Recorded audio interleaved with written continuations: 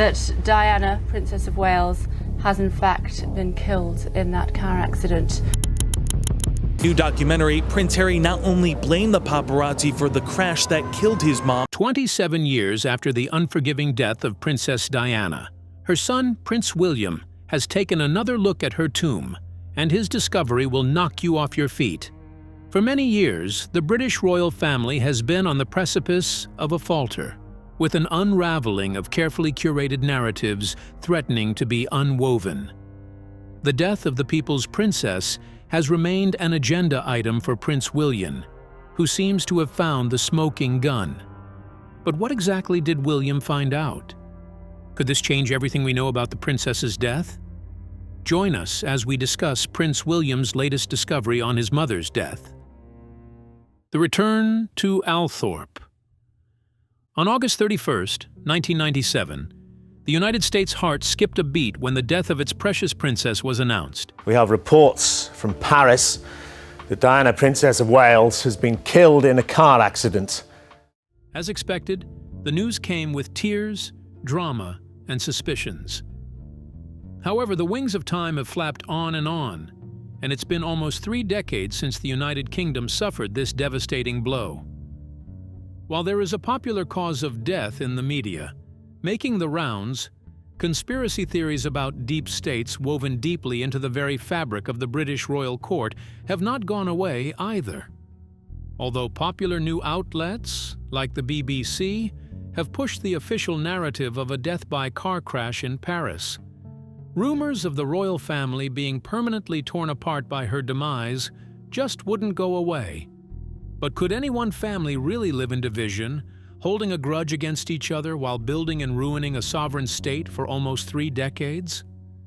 Well, Diana's kids and other avid supporters who believed in her have silently waged a continuous war within the superstructures of the British royal family. Although they had not found the courage to push through with their agenda, William's growth into his role as the heir apparent has finally spurred him on, creating a monster who will not back down until he gets justice for his mother. Or was it vengeance he was looking for?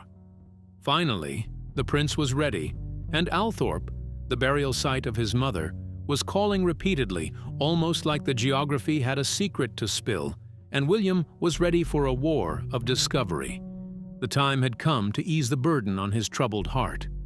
According to close sources in Buckingham, he kept his plans a secret. The walls of Buckingham are endowed with ears, and he could not afford a slip-up. So he gathered a small team of tested allies, who not only loved and cared for him since he lost his mother, but also wanted justice for her. On this team, palace insiders believed that he had exhumation experts, a pair of medical geniuses, and a hidden member of the royal family, whose involvement could allegedly rip the family to shreds, should their name ever be revealed to the world. As soon as Prince William gathered his troops of tested and trusted allies, he stole into the night with his team and traveled to Althorp. But what exactly did he find? Prince William's Hail Mary. It was a cold time of the year, and the clouds descended in a thick fog covering the island of Althorp. A cold, biting weather, seemingly expecting a team of curious cats, dying to dig up the dead in search of a secret that they do not even know if exists or not. This was Prince William's cross, his Hail Mary, and he was more than willing to find it at any cost. At first, the cost was secrecy, one he had paid 1,000,000 times over, but now the times had changed, and his quest required a new toll: bravery. Memories flooded right into the prince as he saw his mother's tomb for the first time, in what felt like 1,000,000 years, lying there in Althorp, cold and still. While time might have been kind enough to most people who could move on, the soothing wings of time were not enough comfort for the prince. Instead, time was a reminder that death had robbed him of a mother in his teenage years, and he had not one person in the world who felt his pain, at least not as deeply as he did. However, he was here now, rubbing the cold earth, and his team waited on him for an order to start an exhumation, a deep dive that made silent promises of discovery. The silence was heavy. The wind got stronger, almost as if it was hurrying up the team, nudging them towards action. The atmosphere was tense, and silence followed, so thick you could cut it with a knife. Soon, the prince's trailing arm fell on a small debris, which had been lying still on the tomb. Finally, the silence was over, and William was finally ready to face the truth. On his orders, the experts went to work, crushing the tomb, and soon their shovels were out and about at the first dig of the shovel. The earth sighed, and the dust followed suit, almost like they anticipated this day, dying to give up secrets that had long been hidden. Prince William stood right there in the dimly lit tomb, hoping that his hunch pays off, and he can finally fight the good fight with whatever proof he finds. But it has been almost 30 years. How easy would it really be to find proof that sticks? While Prince William definitely considered the credibility of his findings, he had already made up his mind. He had finally found the nudge he needed to pursue such extreme ways to find proof. And now that he was in Althorp, he was not going to develop cold feet. William stayed in the tomb, barking orders like a soldier at war, dying to commandeer a win. Soon, the diggers hit the coffin where the remains of the people's princess lay peacefully. According to insiders, William shed a tear, but only in his left eye, almost proverbial. What mysteries could Diana's coffin be holding?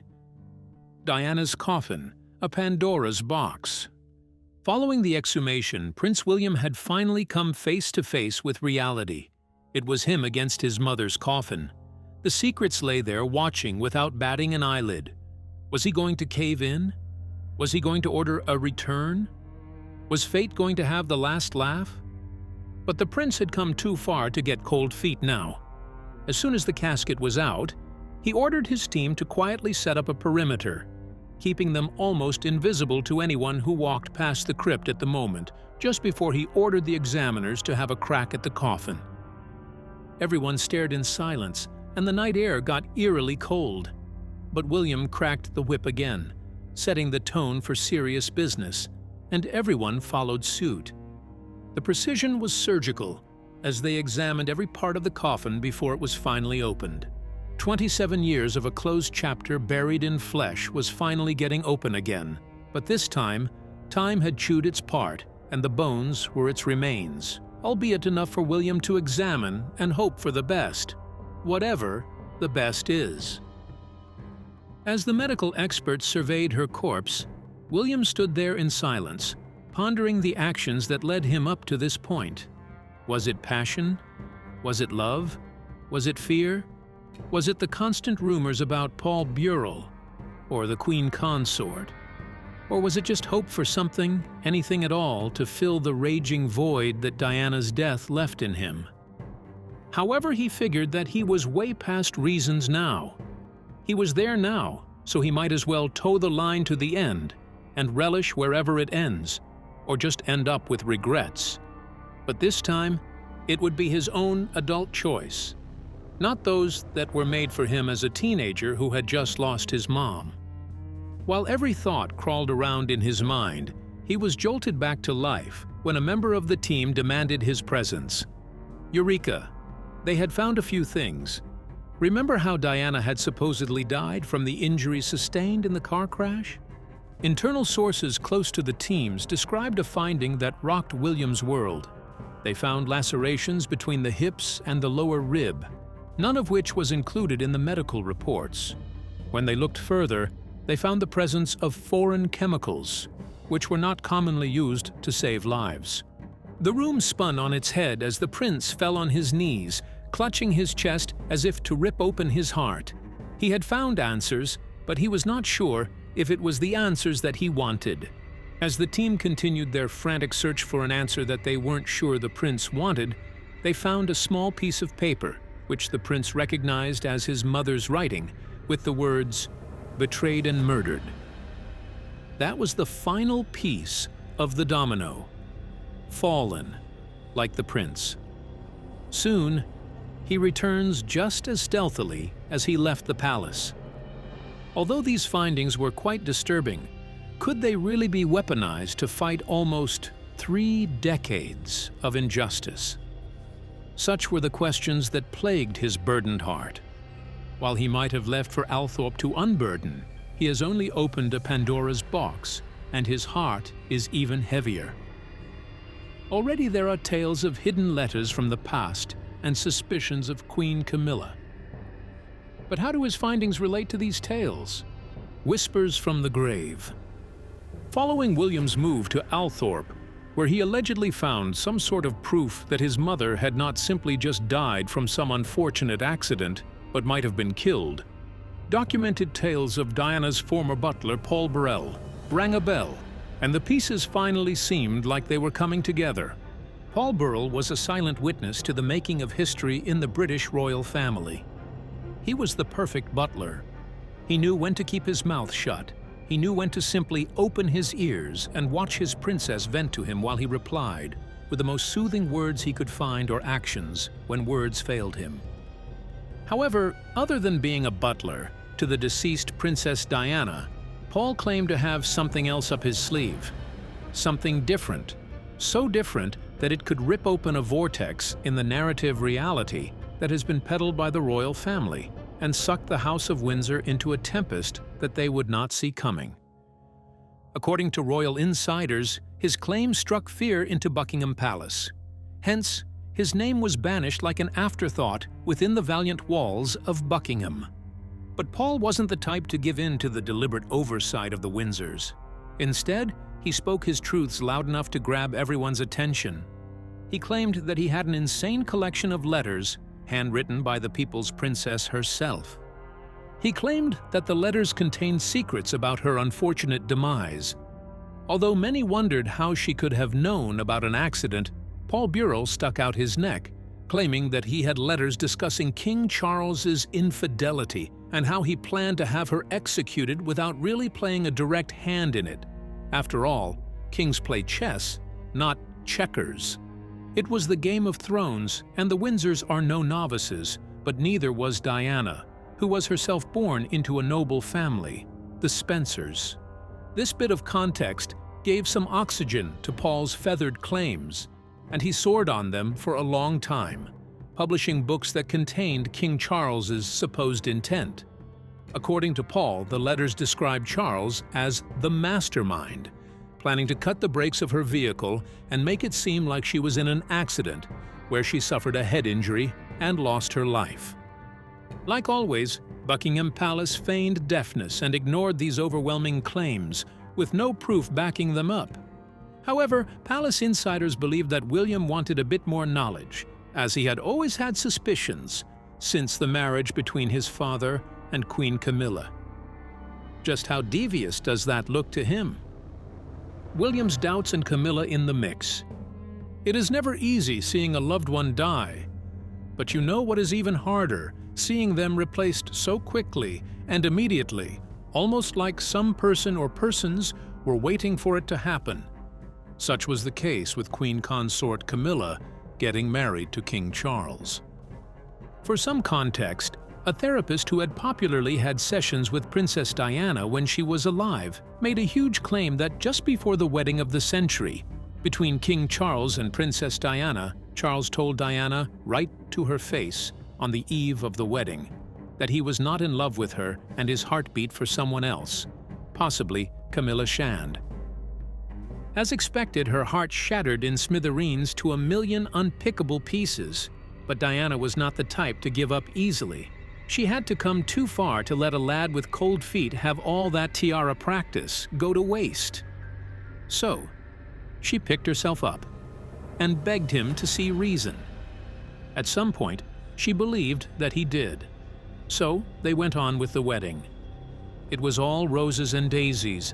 The sun shone brighter than ever, and everyone across the world watched as two lovebirds tied the knot.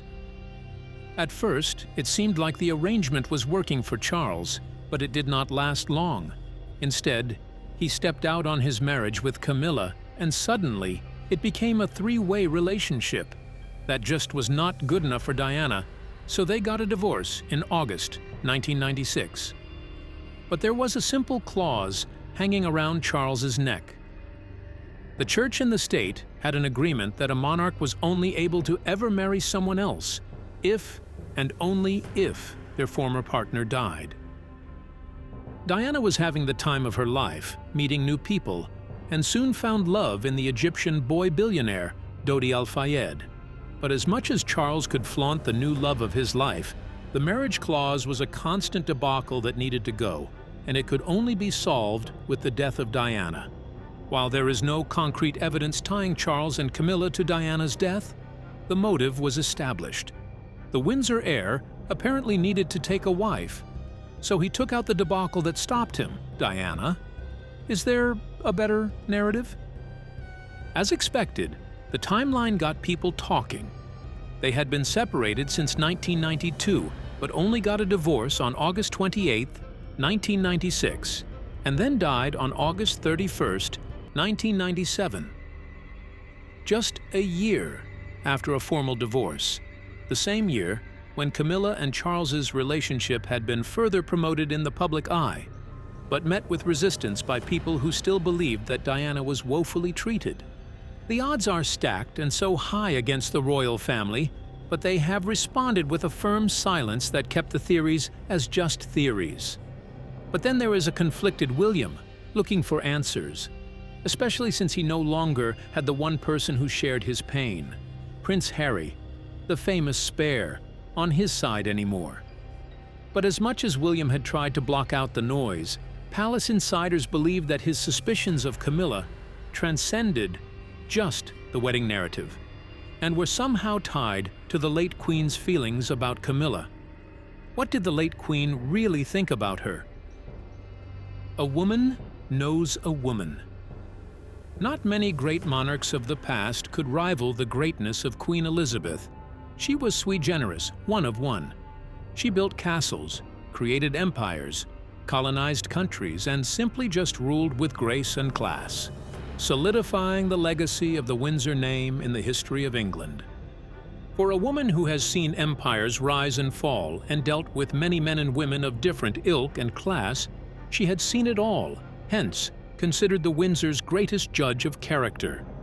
She had seen Charles cozy up to Diana and eventually married her.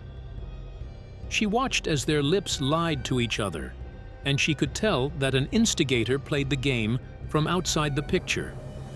She had played the Game of Thrones for too long to become oblivious to the deep state-controlling proceedings remotely.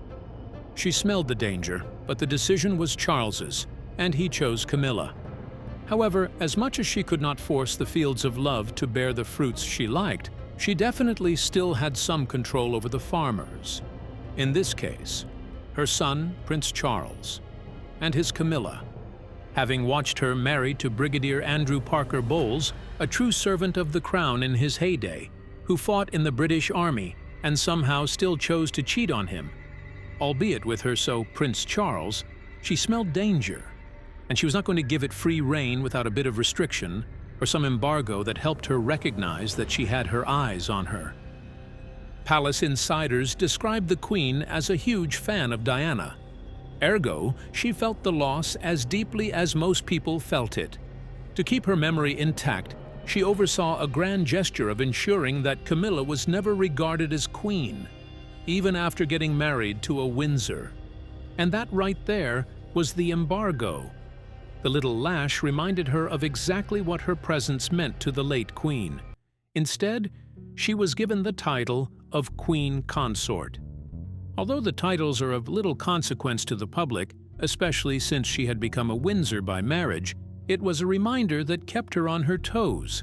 Insiders posit that she walks on eggshells around Prince William, the infamous spare, Prince Harry, and more importantly, the Princess Royale, Princess Anne.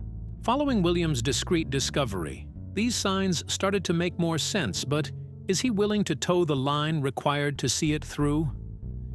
The heir at the crossroads. According to insiders, William remains ripped into shreds deep inside, thinking of a way forward following his discoveries in the tomb. While some of his findings are in perfect sync with some of Paul Burrell's claims of betrayal. Paul has been mostly dubbed a charlatan. Ergo, aligning himself with him might make him the boy who cried wolf. But if Paul's theory wasn't going to do the trick, he had the popular public enemy number one, Queen Consort, Camilla. While the stars aligned perfectly to go that route, he also could not help but notice that it was a tired narrative. And soon, he just might get accused of being a 40-year-old man who is throwing his toys out of the pram because he can't get over his daddy's wishes to marry someone else who isn't his dear mama. The prince sat on what he believed was concrete evidence, but was still afraid to play his hands, as he had seen many times how much the media had manipulated and milked Princess Diana's story and turned it into a media frenzy. For some context, in 1995, a BBC correspondent, Martin Bashir, deployed some guerrilla tactics on Princess Diana, claiming that people who were closest to her had betrayed her for money. Of course, Martin could immediately tell that she was dealing with enough betrayal from the man whom she once loved, who jilted her sister just to be with her, so he was certain that her paranoia made her hard to convince. So he upped the ante. First, he got a graphic designer in his employ and ordered him to forge false bank statements that revealed falsified payments into accounts of close relatives, butlers, and many who worked for her, painting them as double agents. First, Martin showed it to her brother, Earl Spencer, whose confidence he gained. Then it was light work trying to get the princess on the popular Panorama interview. Of course, William was a child at the time. He could barely hit the top of the shelf, ergo, he did not have a full understanding of how manipulating and extorting the media could be. But a much older William in 2019 was riled up by Martin Bashir's actions, and one could say that His Royal Highness took them to the cleaners. In 2021, after Bashir and the BBC's written apology to the Duke of Cambridge and his brother Harry, he remained unsatisfied and went on a full-on assault, locked and loaded with vengeance, claiming that they worsened the relationship between his parents just to sell a few newspapers and have exclusive stories. His experience made it difficult for him to simply put out the evidence he had, as he risked one of two things: being shut down by social media, or having another big media outlet like the BBC turn his story into something else, like Martin Bashir did with his mother. But there was one more ideal that he resonated with: Mohammed Al-Fayed's inquest. Is there a chance that he takes the same route as the late billionaire father of Dodi Al-Fayed? Echoes of the inquest. Knocking down the doors of his mother's grave in secret and plundering all the evidence buried with her was enough silent punishment on its own. But he had already taken the bold step, and now he needed a way to back it up. But just how well would borrowing a leaf from Mohammed Al-Fayed's playbook go down with the people of the United Kingdom? Oh, the Al-Fayeds were a different breed. Mohammed filed an inquest into the royal family, having them on their toes, looking over their shoulders, and trying to stay out of the situation.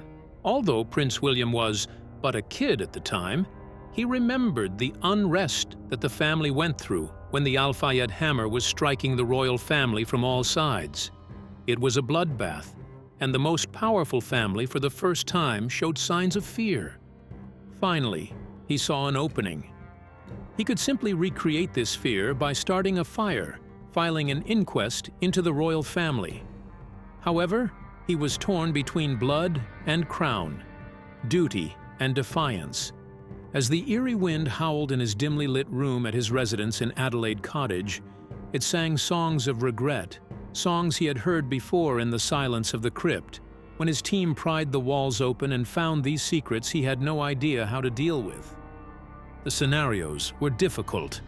If he took the high road like Mohammed Al-Fayed, it meant that he needed his own investigators. Investigators who could not be corrupted or accessed by the royal family. For some context, Mohammed Al-Fayed funded the members of the Egyptian Secret Service and sent them as investigators after the most powerful family in the world. And somehow, he had them on their 10 toes, taking him seriously. According to palace insiders, Buckingham Palace, to date, echoes the ferocity of Mohammed Al-Fayed's inquest and how it dragged the crown through some serious muck. Prince William knew his options, and he was certain just how much the credibility of the royal family might come crashing down like a house of cards if he pursued his interests. Insiders claim that the prince has consistently brooded over the findings, but remains undecided on an approach. Whether the prince acts on the intelligence he had allegedly gathered or simply lets the sleeping dogs lie and finally move past it, only time will tell. Is there a chance that the prince pursues his findings and unravels the royal family's plot armor? Do you think the prince went too far with the exhumation? Share your thoughts with us in the comments section. Remember to like, share, and subscribe for more. Also, click the next video showing on your screen. You will enjoy it.